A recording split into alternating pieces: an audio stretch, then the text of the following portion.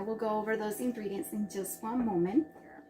Now for the vegetarian friends of mine here, we are going to use a version with quinoa. And our binder, instead of an egg, we're going to use mayo, mustard. This is just for taste, for additional flavors. It is bell peppers, combination of red and orange bell peppers for sweetness, and a little umami flavor. We have mushrooms, just because I had them, and what you see on top of that is I added a little bit of umami flavor spice that I have, which is just an additional grinded mushrooms. They're dried and they're grinded together with a little kick of crushed pepper. Okay, so here we are for our vegetarian ingredients: quinoa, mushrooms. This was just one mushroom, but it turned out to be a quarter of a cup. This is approximately, it was a quarter of the bell peppers altogether, so a quarter of a cup. Also, let me get a spoon here. Let me get this ingredients out.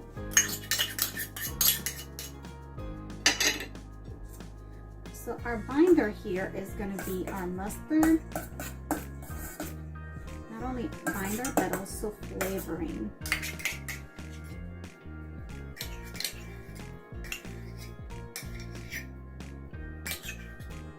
Any mustard will do, whatever your favorite is. You can also use the mustard seeds if you want. Dijon works best.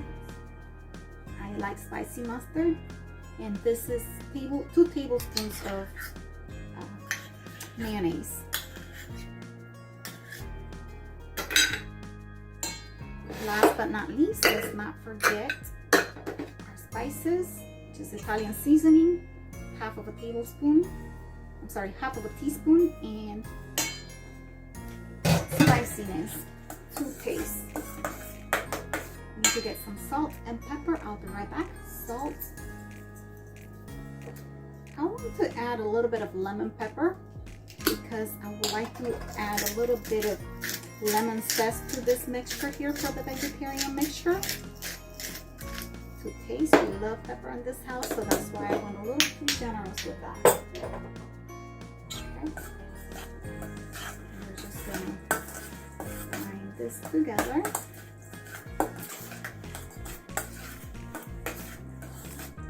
Smells great.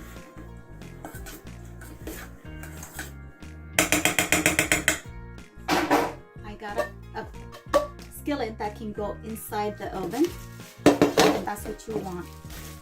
The oven has been preheated to 400 degrees Fahrenheit, approximately 204 degrees Celsius, and we're gonna get the first 15 to 20 minutes easy at that temperature. We're roasting, so roasting happens at 400 degrees Fahrenheit, 204 degrees Celsius. So that's what's going to be happening with our meatballs roasting.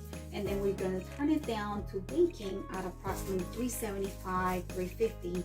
You must know your oven, so based on your ovens, you kind of know what it does, then you estimate the temperature.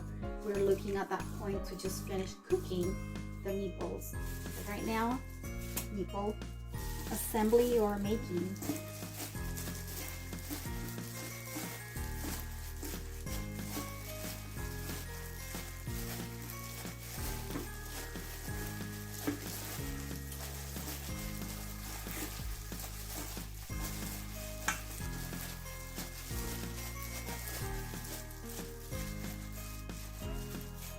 And you kind of need to eyeball this to see if it's actually staying together. If it does, then you know you have a good meatball. If not, like I said, you can always add more. You cannot take away of any of the ingredients. So the only thing that I will add more, if that was the case, it will be mayonnaise. We're not doing that. What I'm getting is one of these babies here, which is an ice cream scooper, to make our little meatballs to the same size. That just keeps everything uniform and cooking temperature control.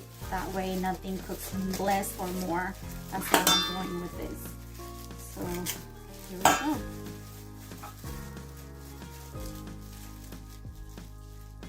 And because this is more on the dry side, I'm going to add a little bit of rapeseed oil just to coat the pan at the bottom.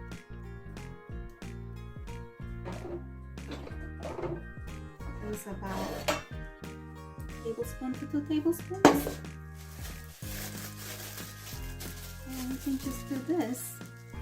No worries. This might be even helpful to make our remainder meatballs, okay? So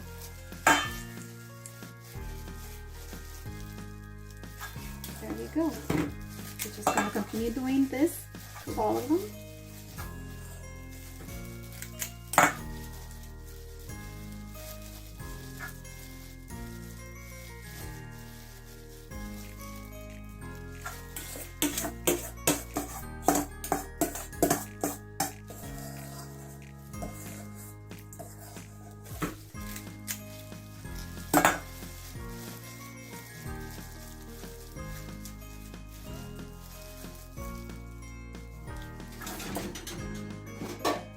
This one are going to go in there in less time, so we're going to definitely keep it. So after 12 minutes, I have to get these ones out, the vegetarian ones. They're a little on the brown side more than I wanted to, but this is fine. The sauce is going to take care of it. They're not dry. So I'm going to take care of a very nice technique, which is we sear in the roasting technique.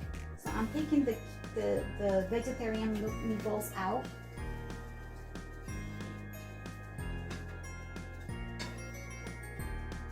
Everything here is extremely hot. This here is called a fond. This is the brown bits that are left behind from any protein or any vegetable, anything that you're doing the technique of sauteing or roasting is going to leave this fond behind, and this is going to be flavor to our dish. So I'm going to put some sauce at the bottom, sauce that we did earlier. That's what we're doing right now. I'll put a nice coat of this at the bottom. I'm going to pick that up with the glazing. This is going to be picked up by this liquid in the sauce. We want to do this.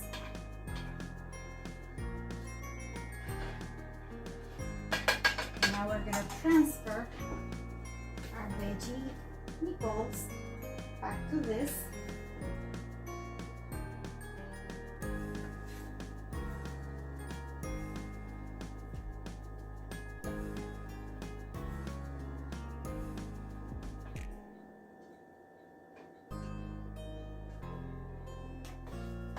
We're going to gratinate this, putting this delicious cheese on top. And remember I said that garlic earlier? We're going to put it in here, and not too much. Remember, there's plenty of garlic in the sauce, so we don't need too much of that in there. And we're going to mix it with the cheese.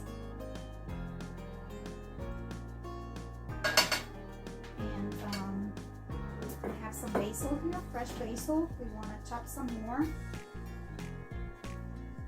We're going to tear it apart. We don't want to bruise it too much. It's going to be a little on the rustic side.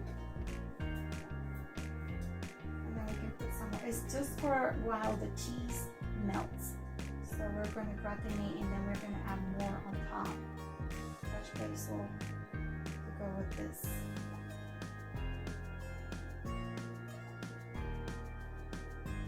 So, and we're gonna put these babies in there, and while that's happening, I just wanna share a bonus recipe, which is what I'm going to pair this meatballs with. You can certainly pair this up with real bread, just regular subs to make a meatball sub, meatball marinara. You can also do crudo pasta. Definitely a long pasta will work better for this meatballs. Okay, and I'm using similar, but we're going on a healthier version, which is the zucchini noodles, and I have already sterilized those, so I'm going to saute that quickly with butter, more herbs and cheesy goodness in there, the garlic leftover that we have, and then we're going to show you how to plate this up. Okay, so here we are, 2 tablespoons of butter, and I like to add a little bit of olive oil just to kind of give it flavor and also help me with the browning while I'm sauteing. That's the only reason why I'm adding it there. And the butter also lets me know that it's nicely melted and it's safe to add it. Most people will add the garlic at this point with the butter so you can get the flavor in there. You will get the flavor equally. You just don't want to add it right now because garlic has sugar and it's natural sugar in there. So you only have like 20 to 30 seconds before it actually burns. So you don't want burnt garlic flavor in your food. So we're gonna definitely want garlic flavor. So we're gonna add it gradually in there. Medium-high heat, just enough to saute. It's time for our noodles to get in there. You might not need all of this. This is 2 zucchinis.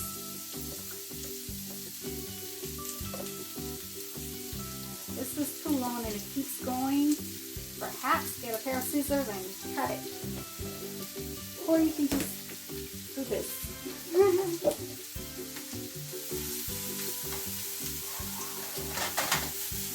You want them nicely coated.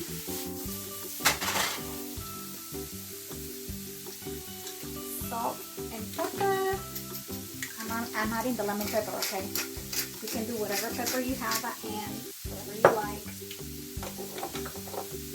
A little salt will bring out the natural flavors of the zucchini. Right before, this zucchini is not going to take long. We just want them to get nicely sauteed with the flavors incorporated in there.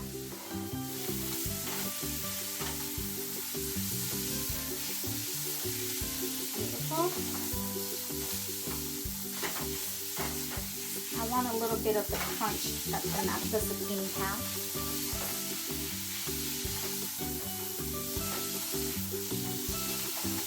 Smells great. Garlic is there. So it is time to check for our meatballs. We're going to get them out. I think it's got its right name. This is nicely sizzling. It's going to stay hot. Oh, it's bubbling. Yes. We are ready to plate. We have our zucchini bed, the sauteed zucchini noodles that we did, the vegetarian meatballs. So we traveled the world through food today. We went to Italy. We made polpettes alla parmigiana. So here's the recipes already finished. Thank you for coming and staying with us throughout the whole cooking process. Here's some cheese to finish off the dish. Until next time, thank you for watching us.